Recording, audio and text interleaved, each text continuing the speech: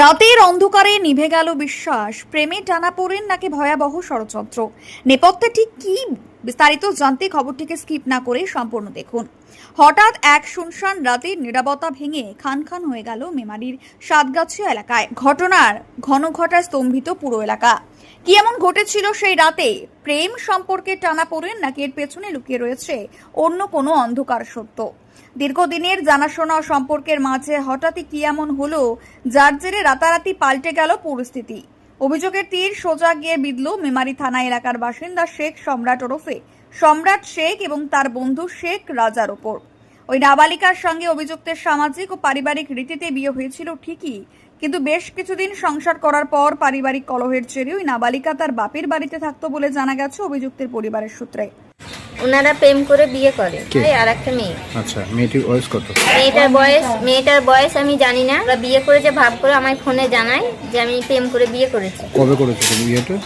বিয়েটা হয়ে গেছে 2 বছর পার হয়ে গেছে। যে সময় বিয়ে করেছো সেই সময় কি উনি নাবালিকা ছিলেন?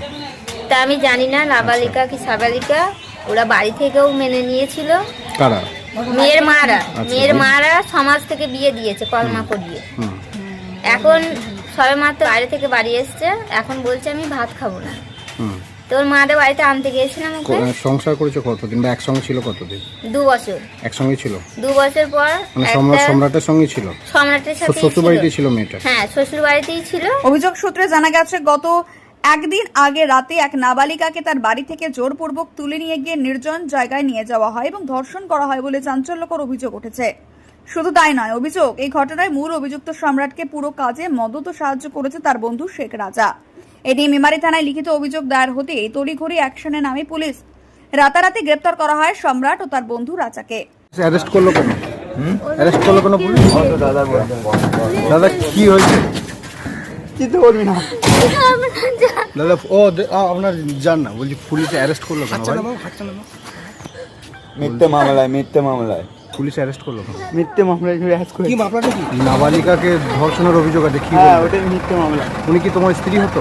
হ্যাঁ, আমার স্ত্রী। যখন বিয়ে করেছিল তখন কি তোমার স্ত্রী নাবালিকা ছিল? হ্যাঁ, যখন বিয়ে করেছিল তোমার স্ত্রী কি নাবালিকা ছিল? হ্যাঁ, নাবালিকা। তাই এরকম কাজ করলে কেন? পক্সো আইন সহ একাধিক গুরুতর ধারায় মামলা রুজু করে বৃহস্পতিবার অভিযুক্তদের বর্ধমান আদালতে তোলে মেমারি থানার পুলিশ। ঘটনার আসল সত্য উন্মোচন করতে বিচারকের কাছে ধৃতদের 5 দিনের পুলিশে হেফাজতে নেওয়ার আবেদন জানিয়েছেন তদন্তকারী অফিসার। অন্যদিকে এই ঘটনার পর গ্রেপ্তার হওয়া অভিযুক্ত শেখ সম্রাটের পরিবারে একজন মহিলা প্রতিক্রিয়া দিতে গিয়ে আক্ষেপের সুরে জানান, যদি সত্যি অন্যায় বা দোষ করে থাকে তবে তাকে আইনের নিয়ম অনুযায়ী অবশ্যই সাজা দেওয়া হোক, কিন্তু যদি মিথ্যে অভিযোগে তাকে ফাঁসানো হয়ে থাকে তবে নিরপেক্ষ তদন্ত দরকার। মান সম্মানের বিষয়টিও জড়িয়ে রয়েছে। ওর বাপ মাকে বললাম যে তোমরা যেটা ভালো মনে করো সেটা করো। ওর বাপ বললো যে আমরা তাহলে ছাড় দিয়ে নেবো। আর আমি তাহলে কাগজ পাঠিয়ে দেবো, আমরা সই করে দেবো। পাশে একটি নির্জন জায়গায় কিছু জানি না। ধর্ষণ করেছে এরকম একটা অভিযোগ আছে। কি সে বলবেন? যদি অন্যায় করে থাকে সাজা পাবে, আর অন্যায় না করলে ছেড়ে দিতে হবে। আর তার সঙ্গে আরেকজন বন্ধুও ছিল, সম্রাট বন্ধু। বন্ধুদের খবর আমি জানি না। আর যদি মিথ্যে অভিযোগে ফাঁসায়, কিন্তু মেয়েটাকেও ফাঁসতে হবে। এরা যদি অন্যায় না করে তাহলে ওদেরও সাজা পাওয়ার দরকার, কারণ এই মান সম্মান নিয়ে টানাটানি করছে। এখন প্রশ্ন উঠছে, সত্যি কি রাতের অন্ধকারে ঘটেছিল কোনো ভয়াবহ অপরাধ, নাকি সম্পর্কের টানাপোড়েনে তৈরি হয়েছে নতুন কোনো নাটকীয় মোড়? সত্য উদ্ঘাটনে ইতিমধ্যেই কোমরে বেঁধে নেমেছে মেমারি থানার পুলিশ। ঘটনায় আপনার কি মতামত জানান কমেন্ট বক্সে। মেমারি থেকে শেখ শামীমের রিপোর্ট, ক্রাইম মেমারি টিভি।